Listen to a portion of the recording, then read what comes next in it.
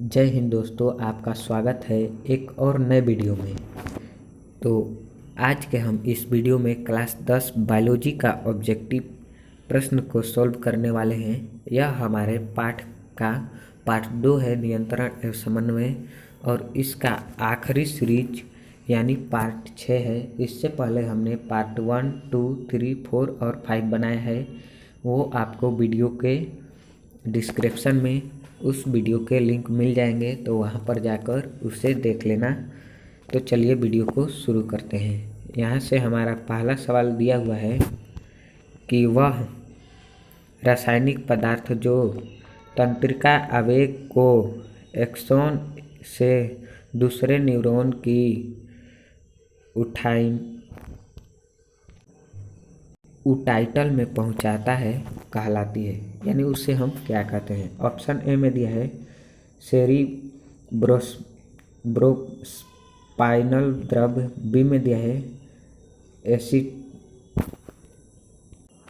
एसिटाइलोक्लिन और सी में दिया है हार्मोन, डी में दिया है एपिनेफ्रीन। तो इसका सही आंसर है ऑप्शन नंबर बी, एसिटाइलकोलिन। अगला प्रश्न दिया हुआ है यहाँ पर। अगला प्रश्न है कि किस पादप हार्मोन को पौधे पॉलीकार्लेसान ही पत्ती का विलयन हो जाता है, यानी किस पादप को पौधे पॉलीकार्लेसान ही पौधे का विलयन हो जाता है। ऑप्शन में दिए हुए हैं एथिलीन, बी में दिया है साइटोकाइनिन, सी में दिया है एब्सिसिक अम्ल और डी में दिया है जिब्रेलिन। तो इसका सही आंसर है ऑप्शन नंबर सी, एब्सिसिक अम्ल। यहाँ पर अगला प्रश्न दिया हुआ है कि पौधों के उन क्षेत्र में जहाँ कोशिका विभाजन तीव्र गति से होती है, वह निम्नलिखित में से कौन सा पादप हार्मोन पाया जाता है, यानी जिस पौधे का वह कौन सा भाग है जहाँ पर पौधे का कोशिका विभाजन बहुत तीव्र गति से होती है, उसमें जो हार्मोन पाया जाता है वह कौन सा हार्मोन है, उस हार्मोन का क्या नाम है। यहाँ पर ऑप्शन में दिए गए हैं। ऑप्शन ए में दिया है साइटोकाइनिन, बी में दिया है एब्सिसिक अम्ल, सी में दिया है ऑक्सिन और डी में दिया है एथिलीन। तो इसका सही आंसर है ऑप्शन नंबर ए, साइटोकाइनिन। अगला प्रश्न यहाँ पर दिया हुआ है कि मानव मस्तिष्क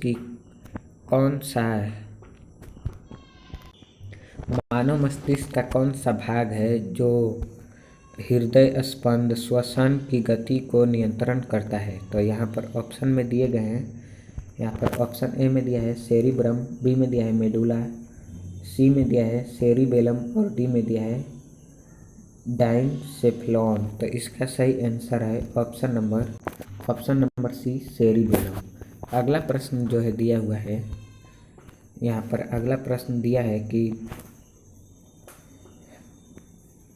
पसेर के अग्रभाग पर संश्लेषित निवाला निम्नलिखित में कौन सा है। ऑप्शन ए में दिया है ऑक्जीन, बी में दिया है एथिलीन, सी में दिया है जिब्रेलिन, डी में दिया है इनमें से कोई नहीं। तो ऑक्जीन होगा option number A, right answer है। अगला प्रश्न यहाँ पर दिया हुआ है।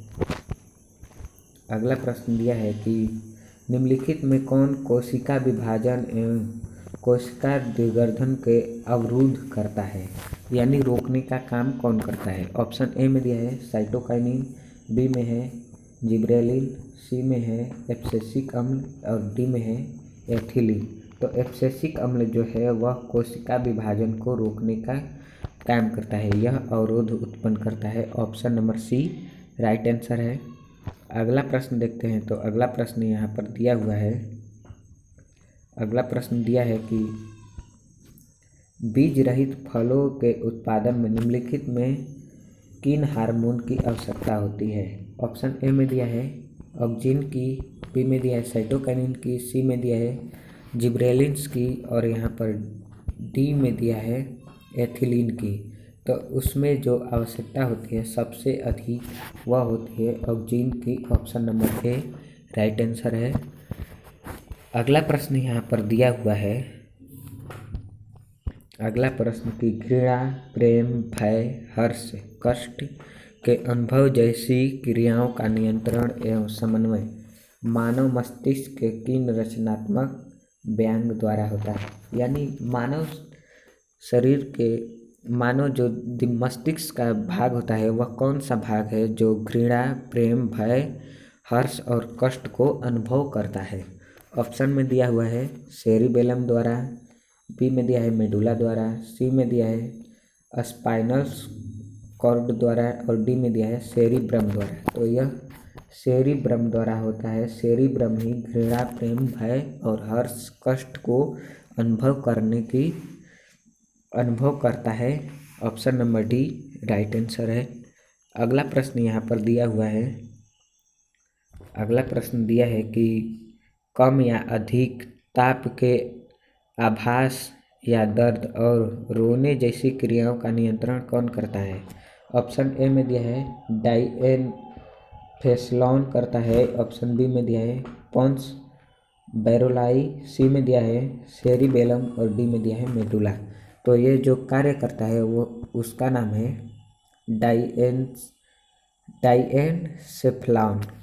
अगला प्रश्न दिया है यहाँ पर कि वह स्थान जहाँ एक एक्सॉन दूसरे न्यूरॉन के डेंड्राइट्स से जुड़कर संपर्क स्थापित करते हैं वे क्या कहलाते हैं।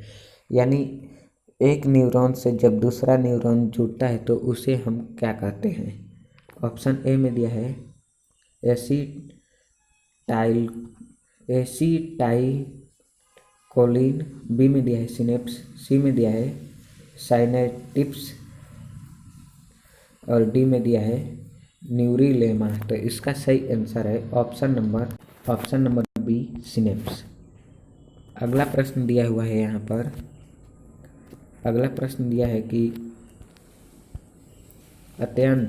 अत्यधिक शरीर एवं मानसिक तनाव, डर, गुस्सा एवं उत्तेजना की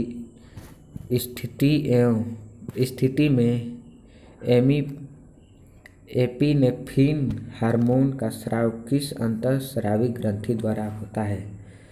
ऑप्शन यहाँ पर दिए गए हैं। ऑप्शन में दिया है ए में दिया है एड्रीनल ग्रंथि से, बी में दिया है जनन ग्रंथि और सी में दिया है एड्रीनल मेडुला से और डी में दिया है पाराथायराइड ग्रंथि से। तो एड्रीनल मेडुला होगा। Option number C right answer है। अगला प्रश्न दिया हुआ है यहाँ पर कि कौन से हार्मोन का प्रयोग से पत्तियाँ अधिक समय तक हरी ताजी बनी रहती हैं। ऑप्शन में दिए हुए हैं। ए में दिया है ऑक्सिन, बी में दिया है साइटोकाइनिन, सी में दिया है जिब्रेलिन और डी में दिया है एब्सिसिक अम्ल। तो इसका सही आंसर है ऑप्शन नंबर बी साइटोकाइनिन। अगला प्रश्न देखते हैं। तो यहाँ पर अगला प्रश्न दिया हुआ है पौधा की जड़ों का गुरुत्वाकर्षण के विपरीत वृद्धि करना निम्नलिखित में किसका यानी यह कौन सी गति कहलाती है। ऑप्शन में दिए हुए हैं। ए में दिया है गुरुत्वानुवर्तन, बी में दिया है जलानुवर्तन, सी में दिया है प्रकाशानुवर्तन और डी में दिया है इनमें से कोई नहीं। तो पौधों में जो जड़ होता है गुरुत्वाकर्षण से अपना वृद्धि करता है उसे हम गुरुत्वानुवर्तन कहते हैं। Option number A right answer है।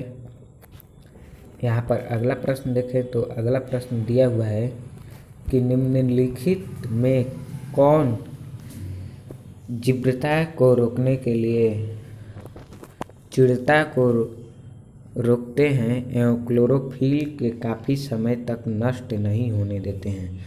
ऑप्शन ए में दिया है एथिलीन, बी में दिया है जिब्रेलिन, सी में दिया है साइटोकाइनिन और यहाँ पर जो है डी में दिया है ऑक्सिन। तो जो है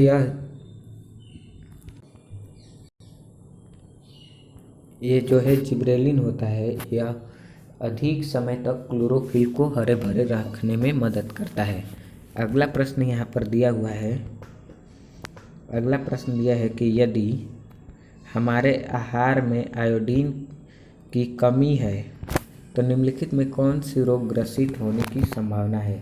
यानी आयोडीन की कमी हो जाने पर कौन सा रोग हो जाने की संभावना होती है। ऑप्शन में दिए हैं ग्वाइंटर, बी में दिया है मिक्सोडर्मा, सी में दिया है एडिसन रोग और डी में दिया है डायबिटीज। तो इसका सही आंसर है ऑप्शन नंबर ए, ग्वाइंटर रोग होने की संभावना होती है। अगला प्रश्न यहाँ पर दिया हुआ है। यहाँ पर अगला प्रश्न दिया है कि निम्नलिखित में मस्तिष्क द्वारा कौन सा कार्य किया जाता है। यानी मस्तिष्क द्वारा कौन सा कार्य किया जाता है। ऑप्शन ए में दिया है आवेग ग्रहण एवं उनकी अनुक्रिया, बी में दिया है विभिन्न आवेग का सहसंबंधन, सी में दिया है सूचनाओं का भंडारण और डी में दिया है इनमें से सभी। तो जो मस्तिष्क का काम होता है वो आवेग यानी सूचनाओं को ग्रहण करते हैं, उनका उपयोग करते हैं और फिर उसके बाद उसका प्रतिक्रिया करते हैं। और आवेग का सहसंबंध यानी वह किससे संबंधित है, एक सोचने का कार्य करते हैं, सूचनाओं को भंडारण करने का काम करते हैं। यानी हम कह सकते हैं कि मस्तिष्क का जो कार्य है वह इनमें से सभी का है। Option number D right answer है। अगला प्रश्न देखें तो अगला प्रश्न कहता है हमारा कि मंद बुद्धि के व्यक्तियों में क्या होता है। ऑप्शन ए में दिया है सेरिब्रम का औसत छोटा होना, बी में दिया है सेरिब्रम का कम विकसित होना, सी में दिया है गायरस और सल्कस का कम विकसित होना और डी में दिया है इनमें से सभी का होना।